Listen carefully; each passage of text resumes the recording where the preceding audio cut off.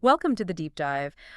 You sent us a really fascinating piece from Hermann Hesse's Siddhartha, the chapter with the childlike people. And yeah, you want to really get under the skin of Siddhartha's journey there, his interactions with Kamaswami, the merchant, and Kamala, the courtesan, and how he views these childlike people. Right. So our mission today is basically to pull out those key insights, give you those um, moments, but without making it feel like you're, trudging through really dense philosophy. Exactly. Well, look at how Siddhartha defines himself, this odd way he talks about himself in the third person sometimes. Yeah, that's interesting. And his, well, unusual approach to business and that really complex relationship with Kamala.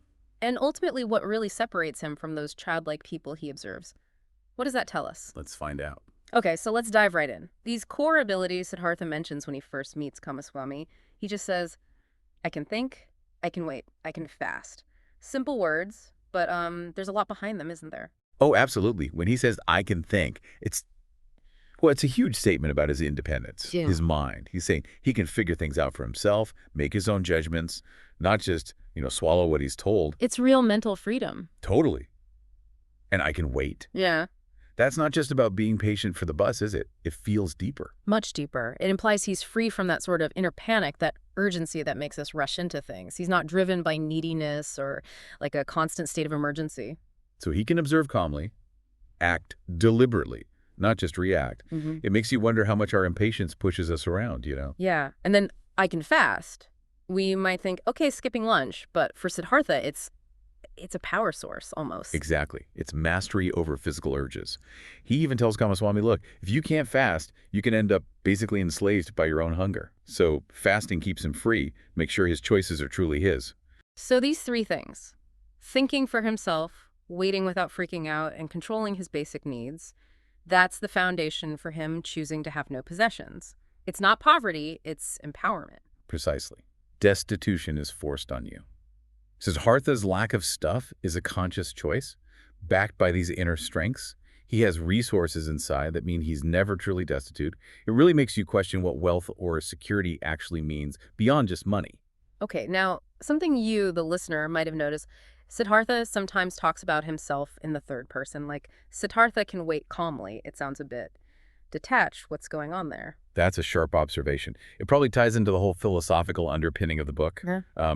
Like the source material suggests, it could be him trying to eject Maya, the illusion of the separate subjective self. So by saying Siddhartha, he's observing himself almost like an object. Kind of, yeah. Trying to get an objective view. Seeing Siddhartha as just another part of this bigger external reality that exists whether he thinks about it or not. It's a fascinating attempt to step outside his own head. Trying to see himself not as himself, but almost alongside everything else. Right.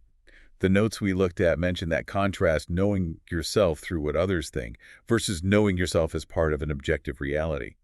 Siddhartha seems to be aiming for that objective view, minimizing his own biases. Makes you think how much we color our own self-image, doesn't it? Absolutely. It's like trying to see the painting from outside the frame. Mm-hmm. A constant struggle, probably. Okay, let's switch over to Siddhartha and business. Kamaswami, his whole approach is just different. That story where he goes to the village after the rice harvest, doesn't sell immediately, just hangs out, makes friends. Yeah, Kamaswami's initially annoyed, right? Like, what are you doing? But then it turns out to be good business. Yeah. How does that logic work? Well, Siddhartha seems to understand value differently. Kamaswami's all about the immediate deal, the transaction. Siddhartha, he sees the value in relationships, in trust, spending time, building goodwill. That's an investment too, long-term capital. It challenges that whole idea that if you're not actively making money right now, you're wasting time. Totally. It's like he's playing chess while Kamaswami's playing checkers, maybe.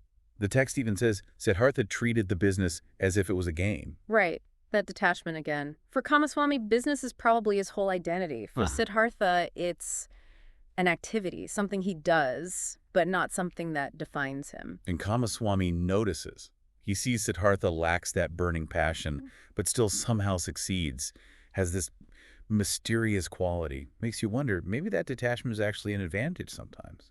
Less emotion clouding judgment. And look how he handles wins and losses. Just equanimity. He can laugh off a bad deal like, oh, well, that one didn't work out. The money doesn't seem to touch his core. That equanimity is crucial. He's in the world of commerce, but not of it, you could say. That emotional distance probably helps him make smarter choices, actually. No fear, no excessive greed driving him. And that brilliant comeback when Kamaswami says he told him everything. Siddhartha's like, you taught me the price of fish. You don't teach me how to think. Boom. Huh. Yeah, that's such a defining line. It just nails the difference in their values. Siddhartha values his own mind, his own learning, above all the practical stuff Kamaswami offers. True self-reliance. Okay, let's shift to Kamala. Their relationship is described very differently, meaning and passion, unlike the business game. There's this talk of giving and taking.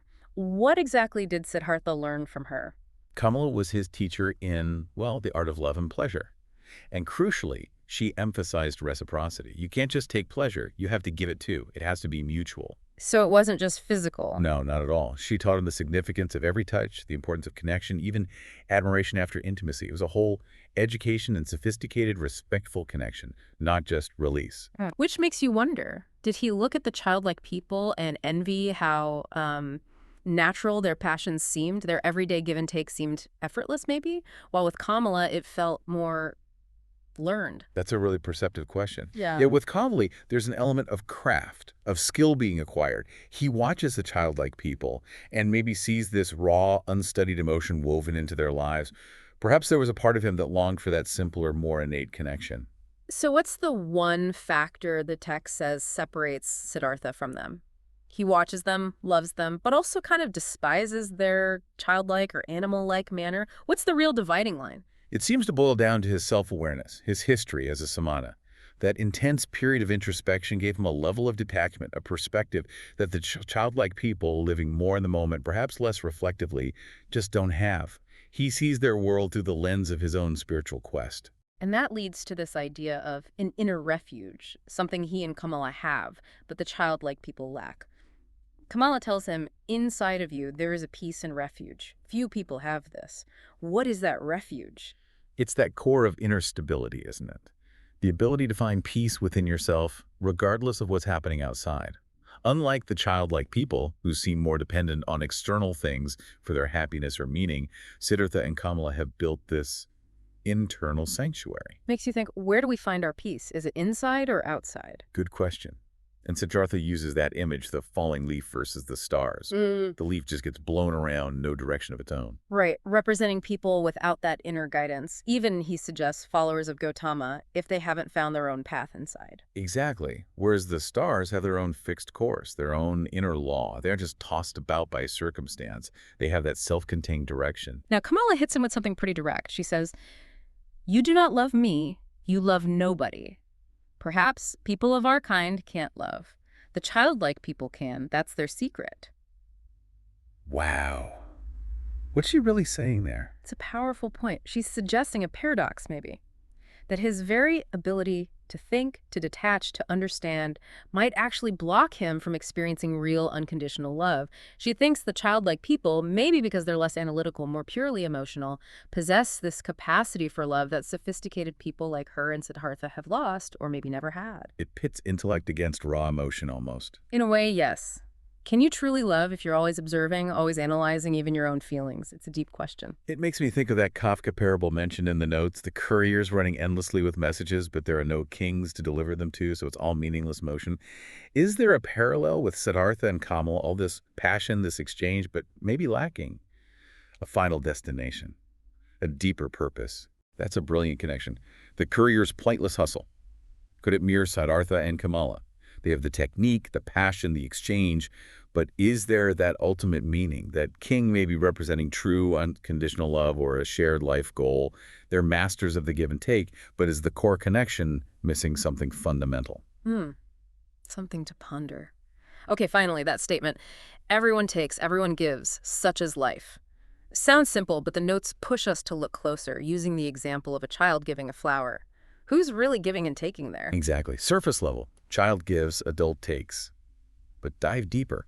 The child takes joy, maybe approval, connection.